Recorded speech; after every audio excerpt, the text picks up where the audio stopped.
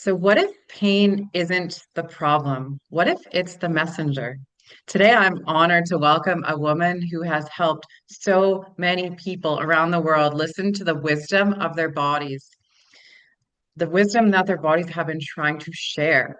So, Inna Segal is an internationally acclaimed intuitive healer, speaker, and best-selling author of The Secret Language of Your Body, which has been translated into 26 different languages and is loved across more than 100 countries. Her journey began when, after years of physical pain and emotional turmoil, she discovered the power of intuitive healing, an awakening that transformed her life overnight and launched a body of work that now inspires doctors, educators, trauma survivors, and spiritual seekers across the globe.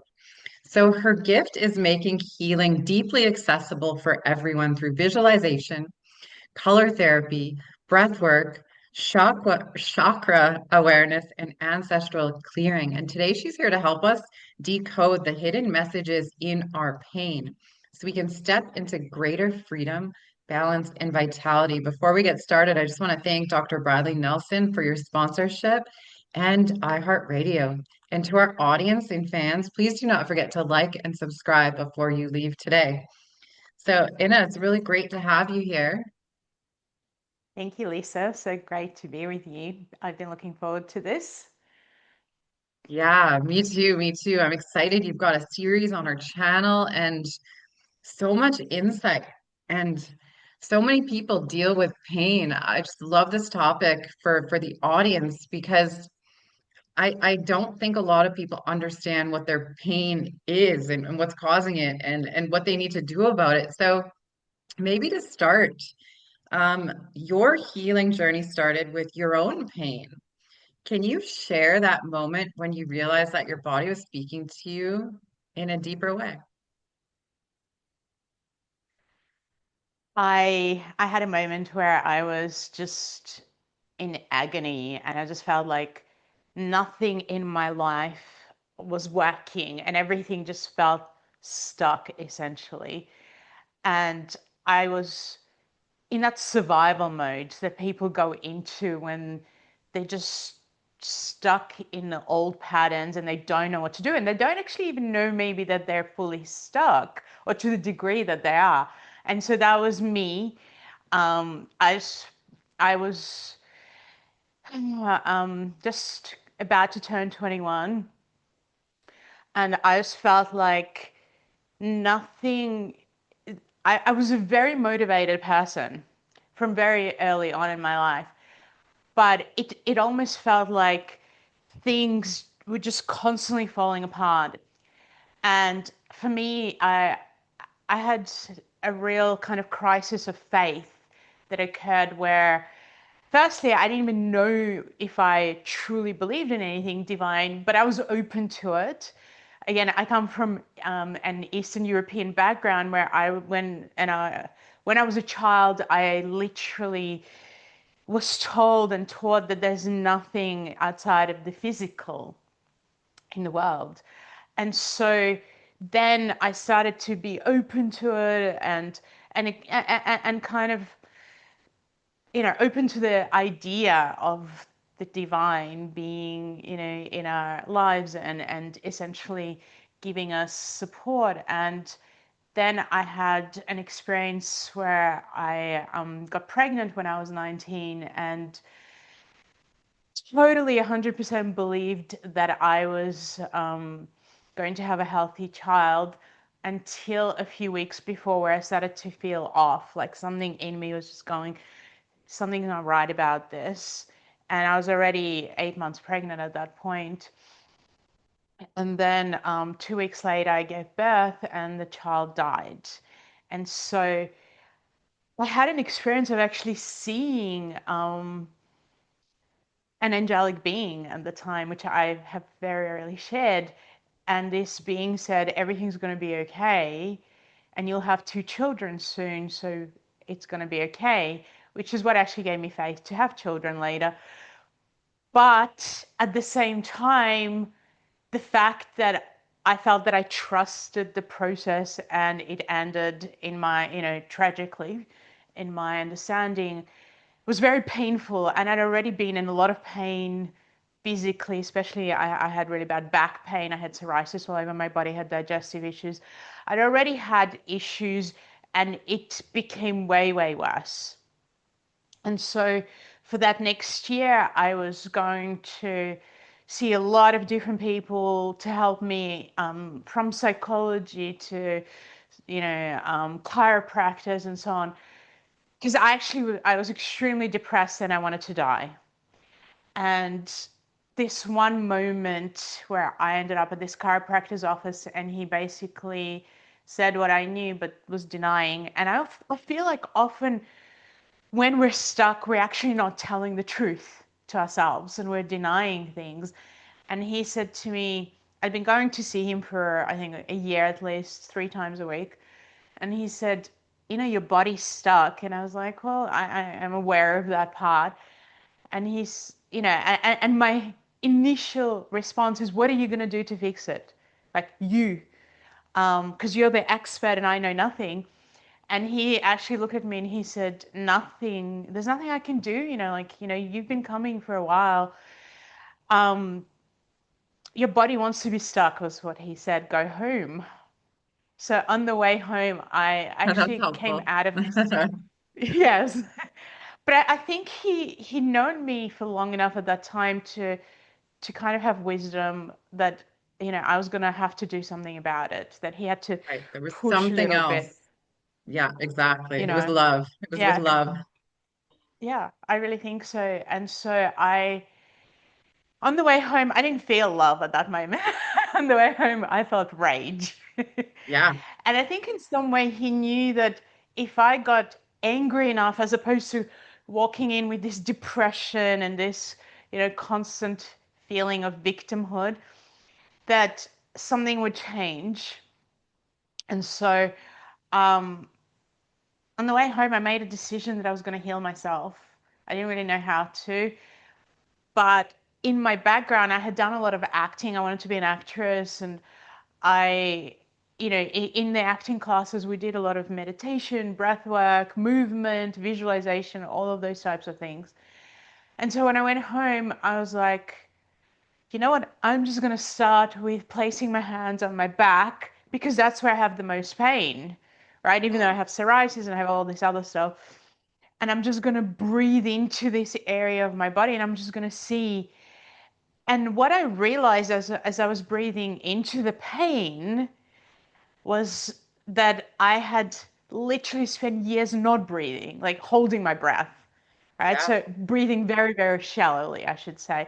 And so here I was breathing deeply, and so much fear was coming up because I was feeling into the pain. I was connecting right into it.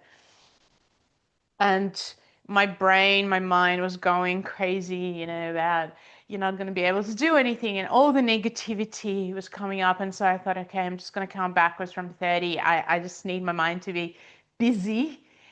And this is where this incredible experience occurred where as I was counting backwards from 30, I just went, you know what? I wonder if I actually do need divine help. And at this point, I am very conflicted because I did have this experience when, this baby died where I just went into place of peace for 3 hours. And this knowingness that everything was going to be okay, but then it kind of dissolved after 3 hours. And I had this sense of something divine, this angelic being, but why would God let me have a child that died? So, I was in a lot of conflict with it. And so I went, okay, well, if there is something divine out there that can help me now with my pain, please help me. And I didn't really expect anything to happen, but this warmth, I really felt warmth moving through my body. And then I just felt this golden light. Well, I saw it, even though I had my eyes closed. And then for whatever reason, I had this thought, I wonder what my back looks like. Again, expecting nothing. And it was as if someone was there and turning this light switch on. And I immediately, all of a sudden, could see into my spine and my back, and it was as if I had this X-ray vision. I got a fright, but I also felt for the first time that I was very aligned. It was like my thinking in that moment, my feeling and my will. So all my centers were kind of in that state of, oh my God, something's happening and I'm participating in this. I want to know why I've got this issue or all of these issues, but just show me, show me. And I had no idea that I was very visual as a person at that time. And all these visual images started showing up, and it was combination of memories and awarenesses. So I had this very strong awareness and memories, and of coming to Australia from Eastern Europe. I spent about 9 months in Italy before coming to Australia, and I was 10 years old, and then going to school again, so sensitive. I was a very sensitive child, so open. And because I'd been in Italy and I'd learned Italian very, very quickly, I thought it was going to be really easy. And I was loved. I just literally, I felt so loved when I was in that country. And then I came um, to school, and I was bullied and put Mm. down, and, people would throw things at me. And I actually really, really didn't know how to be myself. And very soon after, I started getting psoriasis all over my elbows and my knees, which also runs in my family. And then, because I was struggling so much, I just started changing schools. And when I was about 14, I ended up in this private school where my parents were like, okay, finally you can, there's people from Eastern Europe here, and you can, you know, um, we believe in you. We believe that you're really talented. We'll pay for it, and of course, in a very discounted price. But what they didn't know was that the people at that school were coming from extreme wealth like I'd never even seen in my life up until then. And they were not very excited about having all these people from, from where Eastern European kind of background who had zero money, literally like struggled to pay for a bus ticket. And there was a huge conflict. And so I noticed that myself and most of my friends were walking around with this kind of protective Right. energy, and a lot of my friends had developed scoliosis. So I didn't develop that, but I started feeling this lower back pain and sciatica and hard, and and that I found it really hard to walk. And this just kept getting worse and worse over the years. And at the same time, my parents were constantly in their own struggles and conflict and issues around money. So I felt, because it's really interesting when we look at the wisdom of the body, that the lower back is all about survival and finances. And I grew up with constant stress around this, and people just going on and on and on and on about it. And so it made, I started connecting these pieces, and I was like, So you were oh my God, seeing the your body's life wise. in that image, like is that what you're saying? So in that moment when you're seeing your back, you're seeing these life experiences kind of layer and layer and layer as to the issue. Yeah, yeah. Okay. So And, it was and like and for flashbacks me, of your yeah, life yeah. related to the pain in your lower back. Interesting. What did you think of that in the moment? Did it make sense to you? Yeah, it was almost like I felt this unwinding and a reconnection, like a real Mm. reconnection to my inner self. And it was almost like I felt like all of these pieces of the puzzle, and most of the time when people go through that, it takes time. And there were many, many things that took time as well later to really unwind through this kind of awakening to, what I call it the secret language of the body, but essentially it's the secret language of your soul, because it's your soul that's holding that information, and it often appears in an archetypal or metaphorical way. And so I saw a lot of things. I saw my grandparents and their story of trauma that they went through. And I know we'll have another opportunity to talk about ancestry at some point. So, I kind of, I really felt into this ancestry because my grandmother essentially lost all her brothers and sisters, and she was one of eight. And this enormous loss she suppressed. And so when I had a child, it all came to the surface for everybody and for her, and she started talking about it. And so so many things just started making sense. I was also this sponge from early on. I felt like I would just take on other people's energy and pain. Mm.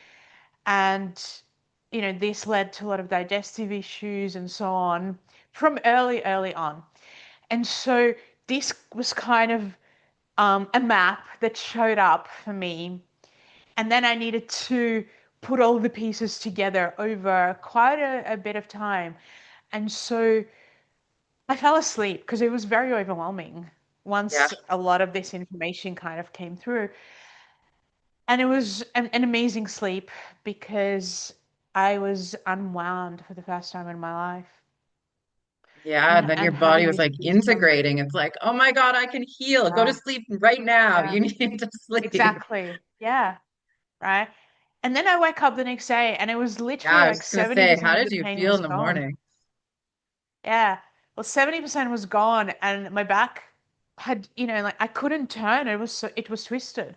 And so I went, okay, wow. I'm not gonna leave my bed because I was this skeptic. I'd had so many bad experiences where I shouldn't say bad, like I would get better, and then 3 days later, I would be in even more pain. So I was Right. constantly going round and round in a circle.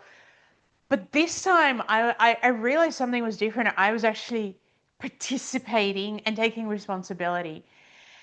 And over the next 3 weeks, I just kept connecting, connecting, connecting, and exploring and putting all the pieces together.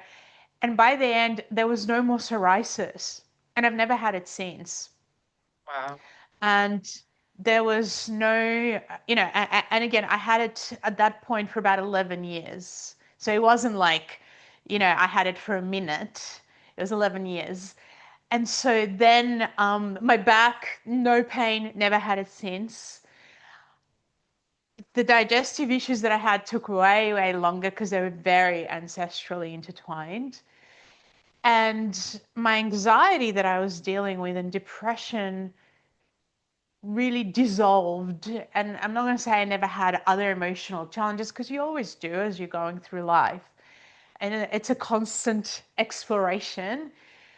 But I felt like I could live again. So then I had this other incredible experience or two where I realized that I could actually, the same way that I could see into my back, I literally I opened up this ability, this doorway to see into other people's energy fields, body, and what emotions, what was going on for them, and start to create connected pieces for them and help them. And so I was both excited and confused about what to do next. So Yeah, this is that might kind of like how. a lot of people I've talked to, like when they start experiencing their gifts, they can be their worst enemy because they prevent them from fully expressing like, out of fear or out of doubt. Or to me, that's the body needing more healing. But that must have been an amazing experience to be able to trust that. And what you said about it feeling natural, it was almost like that moment brought you this remembrance of holy crap, this is who I am, and these are my gifts. Because when you know you're supposed to be in a situation and it makes you feel good, your body is tells you it is at ease. So what did the next steps look like for you? Well, I was actually studying at the time to to be an author slash journalist. Mm. you know, and I remember thinking, what if I connect to the people who, who have this capacity, who've written books, and I interview them and get to know them and potentially go to the courses and start to piece how this works together. And so I contacted several magazines in Australia, and they all said, yeah, we're interested. If you can connect to these people, we are interested in publishing your interviews. And so for the next several years, I was interviewing, sometimes having lunches and dinners with some of these people, especially when a lot of them came to Australia, spending days with them, going to their courses, and having conflicts internally, because what I found was that a lot of people who taught did not have the same abilities that I had. And when I was watching, demonstrations of different techniques, or um, kind of tuning into what I was being taught, some of it felt so good, and it was like, oh my God, this is amazing! What an incredible key to helping somebody. And some of it felt really, really off. And I was like, what do I do with this? Because I was so young. People have to remember I was, like 21, 22, 23. And so it was a whole new world for me. And I, yeah, I had this conflict of, they know more than me. So I had to really work through this. They know more than me. And yet when I'm being shown, when I'm tuning in, is that not everything they're saying, or actually half of what they're saying, or a quarter, whatever it is doesn't look right, doesn't look healthy, because I could see the reactions and what the person was going through. And so I actually had to make a decision at one point to be teachable, to always learn, to always be teachable, but be discerning, and actually to start to learn to trust myself. And so I started by asking people that I didn't know very well. So at the time I had a partner, and he had a lot of friends who were very open to this type of work. And I said to him, can we talk to them? And I want to know nothing about them and just see if I can tune in and help them. And so I remember one of the first people, I said to her, I remember I was scanning her body, and I went, oh my God, you have problems with your feet? And she went, yeah. And I remember thinking to myself, okay, 100% I didn't know this about her. And and just one person after another, kind of, also people in my family, my grandparents in particular, they were in a lot of pain, and just kind of going, how do I create a system based on actually listening to this language of the body, listening from all these different people from all these different countries, and timelines, right? So sometimes I worked with children, and sometimes it was an 80 or 90-year-old person. And then I worked with enormous amount of medical professionals, which was wild for me, because when people would ask, well, who are the clients that you had, especially early on, like if you had to go, this is the group, it would have been nurses and teachers, but huge, huge amount of nurses, psychologists, some doctors. It was crazy, where I remember when they would come in and they'd say, what job they did. I'd sit there and I'd go, oh my God, they're in their 40s or 50s, and I'm literally 22, 23, 24. Mm. And they've learned so much more than me, but why are they coming to me? How is it that they don't know how to connect to their own bodies? And it was really beautiful, because at the time I just remember thinking, I cannot think of anything more holy to do in my life than to support and help people understand themselves, like really Mm. understand themselves and how they got here, how they got to have pain, and also actually honor their body and the wisdom of the body and realize that pain was not an enemy, but was there to really help them understand their life. So walk us through what working with a client looks like. So how do you connect? You say you scan the body, and then tell us what you do. Okay. So I always create a map for people. So I start by, I might close my eyes, I might have my eyes open, but it looks like I'm staring. So I'll say that to to the person in front of me, and I'll I'll connect to, I guess let's call it their soul, and I'll ask, show me the starting point, because I'm really aware that where a person has pain is not necessarily where the starting point is or where we need to focus. Because the pain to me is a result of Mm. many, many things, or, let's, an ailment. So I'll ask, show me, and I'll say to the person, please tell me as little as possible about your condition, but I will ask you questions and just answer the questions honestly, because this is, we often don't have a lot of time, and this is not a guessing game. I will ask you because I need to know where to go next. And so let's say I start to focus and I ask, where do we start? And and I'm showing, the right knee. So I'll go to the right knee. So I'll start to concentrate kind of, usually from my third eye, because that's where I'm, I guess, the best at, and I feel the most objectivity.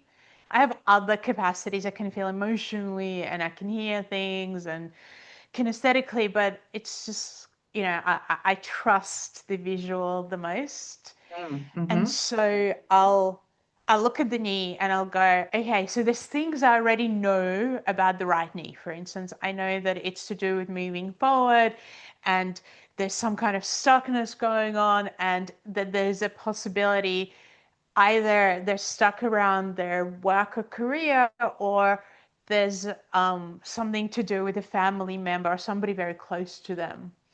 And so I'll say, okay, I'm going to ask you a few questions and I need you to answer honestly. And from there, we're going to be guided. And so I might go, so I'm going to prompt them and I'll say, I'm feeling like when I'm connecting to the knee, there is a blockage, and it's it's almost like it's connecting me to this masculine person in your life where you're having some challenges. Can you relate to this? And Mm. and I'm always very much kind of allowing them to explore, and they might go, yeah, I'm having a challenge at work with my, with a work colleague. And I'll go, okay, interesting. And the minute they acknowledge to say this, the image will change and I will see the next part.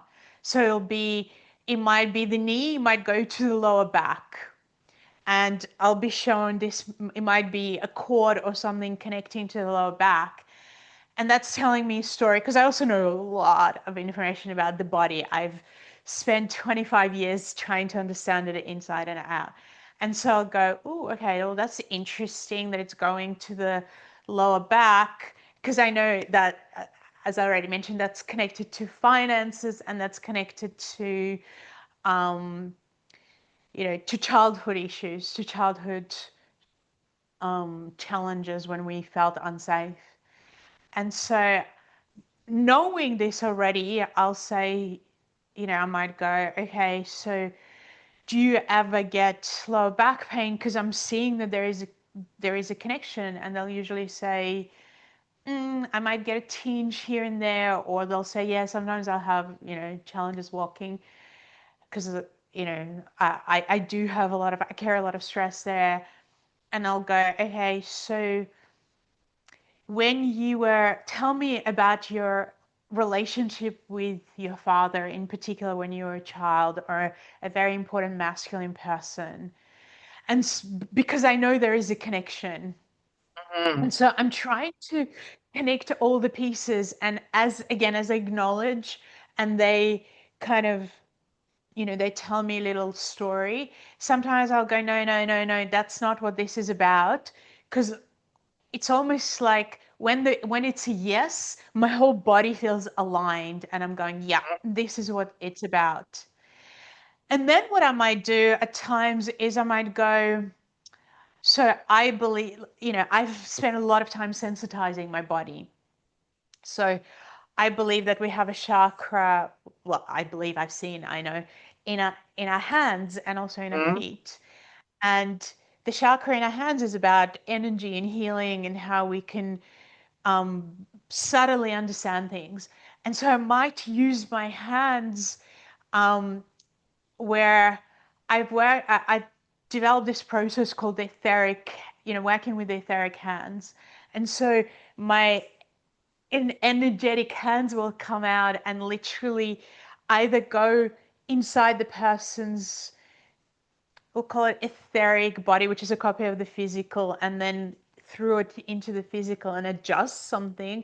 Or I might go, we need more information where all of this is stemming from because there's several timelines, and I actually want to look at the timelines. So I'll say to them, I'm going to use my etheric hands, and I've developed this process which is incredibly accurate.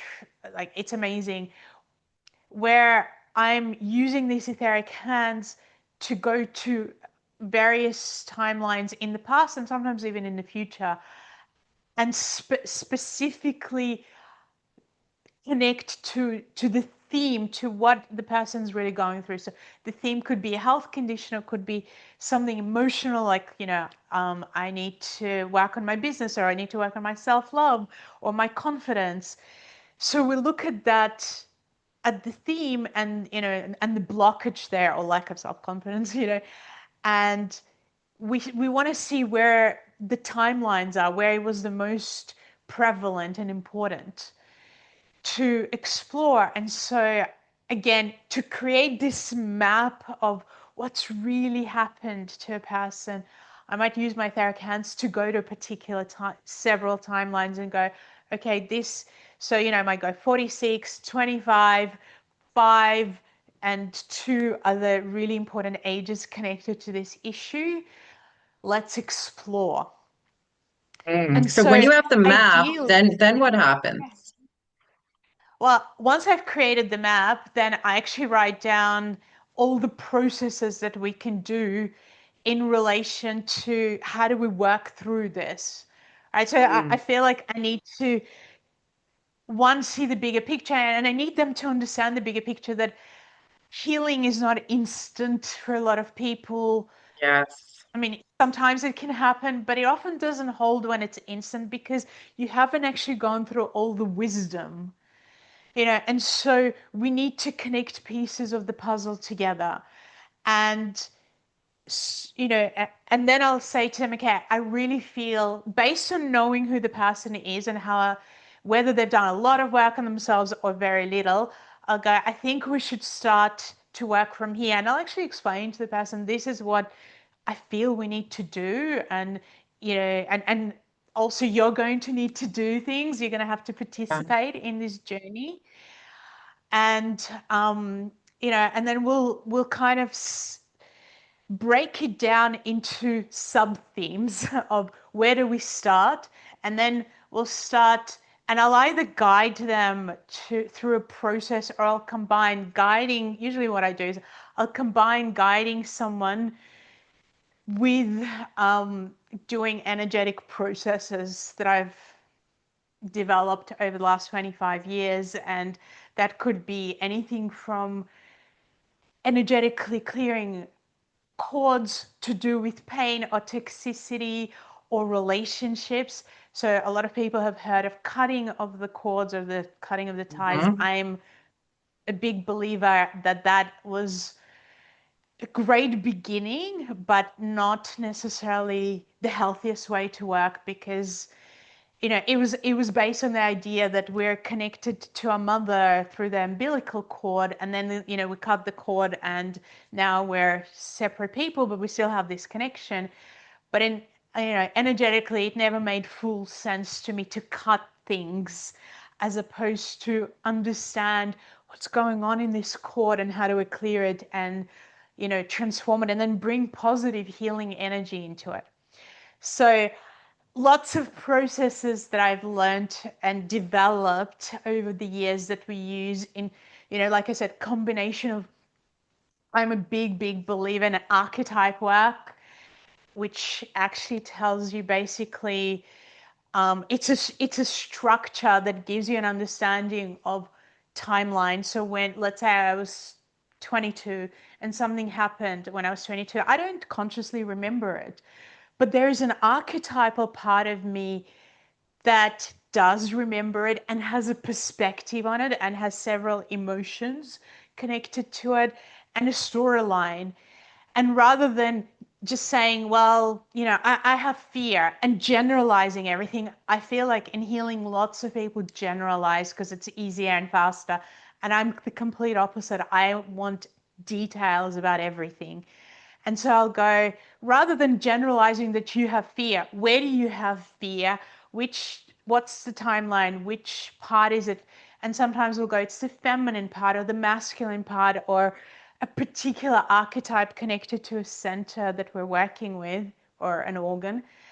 And then we explore because, through the archetypal work, you can discover so much without having to go, I need to remember everything, right? Yeah, the And subconscious knows everything. The body remembers everything. exactly, yeah. And it will give you that information in this structured form where you're not generalizing. And what I want to say is when people generalize, they go, I'm afraid, I'm sick, I'm angry, I'm sad, I'm depressed. And the minute you say I am, it's very hard to work with. But when you separate this and go, there is a part of me, let's discover, or there's several parts of me that feel like that, but there's also a wise part of me, and there's a happy part of me, and there's a, you know, healed part of me. Let's work with all of those and here at different times, obviously, specifically, and we can discover and transform things. So it becomes quite a beautiful amazing journey where I say to people, once you discover this, you're never going to be bored. Yeah. And even if you're depressed or anxious, that becomes interesting because you're not going, it's me. You're going, okay, let me Now discover I more get to about figure out myself. why. Yeah. Get, That's so it's that interesting. thing of knowing yourself. Yeah. It's a very good way, and then you can actually release it. So many people feel pain and they take an ibuprofen, and they go to the doctor and they get pain medication, and it's really something that people need to know more about, that there's a reason that they're feeling this pain. And it sounds like, I mean, you have a way of getting to the root cause to release that for them. And you wrote a book, which is essentially that talks about all of this stuff. Can you tell us more about, yeah, your book and where The people can secret find it? language of So your body. beautiful. Yeah. So where can people find So, it? um, people can find it either online. Um, so if you've got Amazon, it's definitely on it. But I also really encourage you, if you have a bookshop near you, go to the bookshop and they can always order it if they don't have it. And that's the way we support the bookshops and keep them going and help them and the authors. So yeah, but it's very easy to find online. And it's in, as you mentioned, in lots of different languages and constantly getting reprinted or a new language is opening up. I think we've just got Portuguese and Spanish. We've got new publishers coming out, which is great. And I think, the book is really about giving people a deeper understanding of the wisdom of the body, of what's really being held in each part of the body. And then I'm a big believer, because of my own story, in doing processes yourself and having layered processes and understanding things. So the first section of the book is actually about how to use the book. Please read it. Don't just go into the middle. I know it's easy to skip because it describes why I've created the processes and put them together the way I have, and the layering of them, and also gives you an exercise to start to tune into your own body first before you jump to all my wisdom. You have your own, and I want yours to connect to mine, right? So that when you're reading what causes the organ to become sick, you're also connecting to, oh, I relate to this because I know more about myself and my own body. And so you've got that part, and also the 10 different keys to healing. And then we've got the part on your body parts and the wisdom they have, and again, like I said, why they degenerate. And under each part of the body, there is a process that you can work with. Because I figured that if you have an illness, it'll be in some part of your body. And when it's in many parts, you just need to connect them together. So you need to start with the most prevalent, like the one that hurts the most, or the most challenging. And then I have a section on diseases, and also understanding the components of it. What causes the body to become diseased in that particular way. And then we have a section on color and color healing, and how that impacts your emotions in particular, and your state. And it's a great way to work with children. And then we have, and very fast. So when you don't have a lot of time, you just visualize a color, or you rub your hands together and you work with and the energy of color and bring it into your body, and it just changes everything. And then there's a section on emotions, and actually understanding the layering of what causes you to have a particular emotion and how it affects you. And the last section is on the systems of the body and the lessons they're here to teach us. Amazing, amazing. We will have that linked in the show notes for everyone so they have easy access to that. But I just want the audience to get a sense of kind of what you mean. So, what if my big toe on the left foot is hurting? What could that signify? So your left big Big toe, did toe, you say? left big toe. Yeah. Well, that's an interesting one again, because it's actually often connected to the chakras. Mm.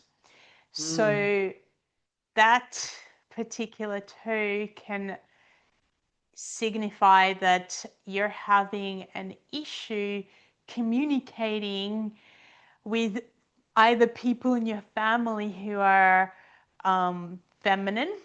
So you might have an issue with your mother, or your sister, or a friend. And as you're trying to, because it's to do with your feet, and as you're trying to move forward, but something's holding you back, and you're actually, or it could be an internal holding back from the feminine side in you, where you're ignoring that part of you, and you want to jump and you want to move further, but there is something in you that's stuck, that is saying, hey, we cannot move forward and have, let's say, the success that you want until you deal with this situation and this scenario. Wow, that's so So yeah. interesting. Wow. So thanks for coming on today and for sharing so much about your experience and about the messages that are trapped in our bodies. Like I said, if people understood that more, I feel like life would be a lot different. Is there any last minute thoughts that you have on today's topic? Well, what I want to do is I want to encourage people to reflect. And one of the ways that I've kind of guided people, I've given a structure for them, is through some of my free tools. Like I've got a free masterclass on the secret language of your body. And through it, I explain all the different parts of the body because we didn't have time to do that and what each part represents. But I also ask people to do certain exercises where they can start to release pain and also start to gain wisdom from the body themselves and actually start to tune in. And so I really encourage people to actually go to my website, which is innasegal.com, INNASEGAL.com /secret. So all you have to remember is the word secret, and watch this masterclass and actually try it on yourself and grab a journal. So I am a huge, huge believer in journaling to connect all the pieces together. So start from journaling by watching this masterclass and actually going, what is my, wow, this is wisdom. I live inside this, body of wisdom. Let me start to explore, like you said, Lisa, what's really going on, and honestly, you'll never look back. Amazing. Thanks again for being here. And I cannot wait for you to be back. And I think we're digging into the ancestral stuff on the next episode. So, the audience, you do not want to miss out on that episode. Thank you. Amazing. And to our audience, you just heard from Inna Segal. Am I saying that right? Yeah. Yes, Inna Segal, and she is amazing. So stay tuned for her series. And again, please do not forget to like and subscribe. Before we leave, go quickly check out her masterclass, put it in your queue, and listen to your body. Like she said, your life's going to change when you start to understand what's really going on. Until next time, take care, everybody.